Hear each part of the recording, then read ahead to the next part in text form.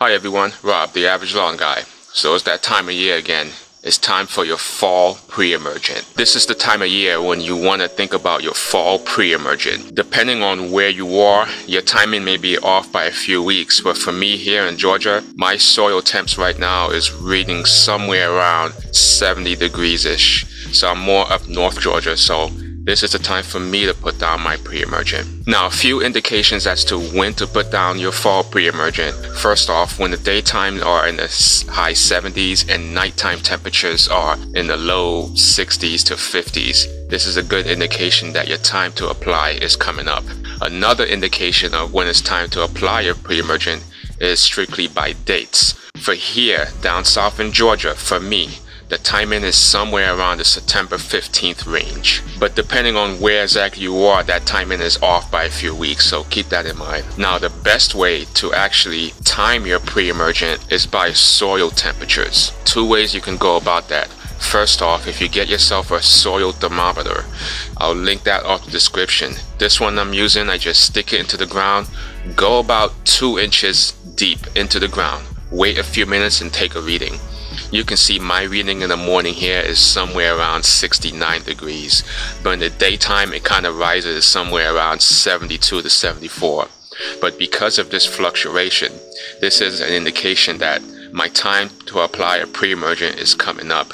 But because I want to stay ahead of the game, I'm applying it right now. If you don't have a soil thermometer, what you can do is actually do a quick Google search online. Type in soil temps in your state, or soil temps in my area, or soil temps near me. What you'll find is a drop-down list of a few local stations near you. Try to go to the ones that's sponsored by your local extension office. So for me, it's the University of Georgia. So what I'm gonna do is click on that site. The next thing I do is click on the nearest weather station near me. You can see I'm clicking different weather stations and they tell me different soil temps at 2 inches. So there's one area where soil temps is still above 80 degrees. Another area, it's somewhere around mid 70s. So you're going to have to play around with this to find out your nearest weather station. If you're using the University of Georgia Extension Office, you can just type in your zip code and it'll give you the 3 nearest weather stations near you. Now, there's a few things to keep in mind. Now, there's 2 situations in which you do not want to apply a pre-emergent. If these pertain to you, just skip over the pre-emergent. First, it's common down south here where people tend to seed their Bermuda lawns with a cool season perennial ryegrass or just ryegrass.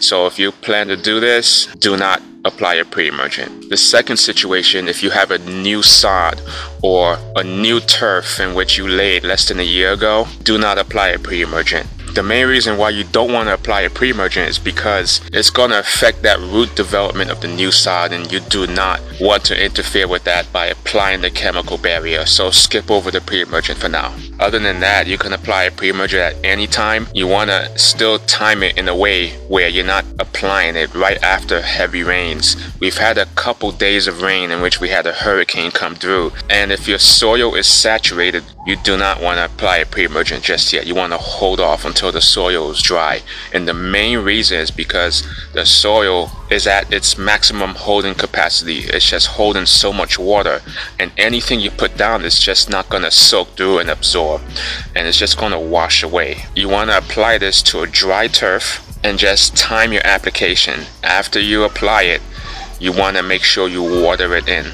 Now, the way a pre-emergent works by going down into the soil. It goes about 1 to 2 inches into the soil, and what it does, as you water it in, it forms a chemical barrier, and that chemical barrier will prevent any new weeds from growing through. There's a more scientific explanation to this, but the gist of it is that it's going to prevent any more weeds from coming up. So the way I go about this, I do 2 applications. My first app is now. My second application will be sometime around late October or 4 weeks later. The pre-emergent I'm using right now is a Lesco 007. You can use any type of pre-emergent you want. Whatever you choose, just be sure to read the label and understand how it works. When I say understand how it works, I'm talking about the bag of Lesco 007. So the granules there is what I call a melting granules. What I mean by that is when you hit it with water, it does not dissolve right away. It melts over time, and it can take days for it to melt. In this example here, I placed a few particles into a cup, and then I put water into a cup. After 5 minutes, there is no change to the granular Lesco. Still no change after 15 minutes. And this picture's after 2 hours. A lot of the granules are still there, undissolved. So it's important to understand the way this product works. You have to put it down and you have to water it in. And I'm not talking about just one watering one time. You're going to have to come back and water it at least 2 to 3 times. That first watering is really there to push it down into the soil. But every watering after that will help melt those particles down in order to form that chemical barrier you need. So many people say that Lesco products don't work. It's because they kind of work differently. They're not like other products where they instantly dissolve in water. This one actually melts over time, and it takes a while. Now, first off, you got to set yourself up for success. When you're applying this product or any product, the first thing you want to do is clear the turf. You want to get your mowing and your blowing out of the way. So after you mow and after you clear the turf, because the grass has slowed down and it's not going to grow as fast anymore, I shouldn't have to mow for at least a week and a half, maybe 2 weeks. So right after I mow is when I apply my granular pre-emergent.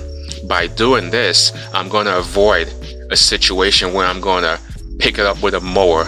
So you want to mow first and then apply your pre-emergent. As I said, this next step is critical. You need to water it in. Your first watering is strictly there just to push it down. Every watering after that is going to help melt the particles down to form that chemical barrier that you need.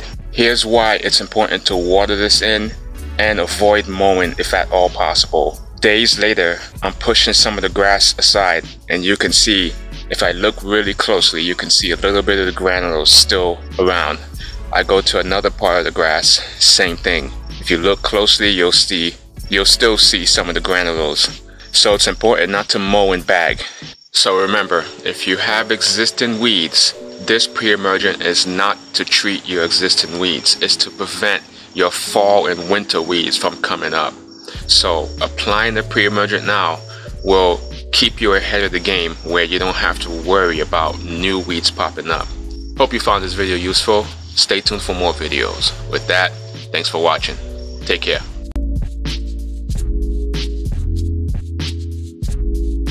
This is an update video from a previous video I did a few weeks ago. So as you know, I spilled fuel on a small portion of my lawn. To correct it, I had to dig up the contaminated soil and scalp down some of the burnt grass. And as you know, I fertilized and babied the spot a little bit, and you can see it is starting to come back. It's going to take a while to fill in completely, but it is coming back. So by next spring, I expect a full recovery from this site.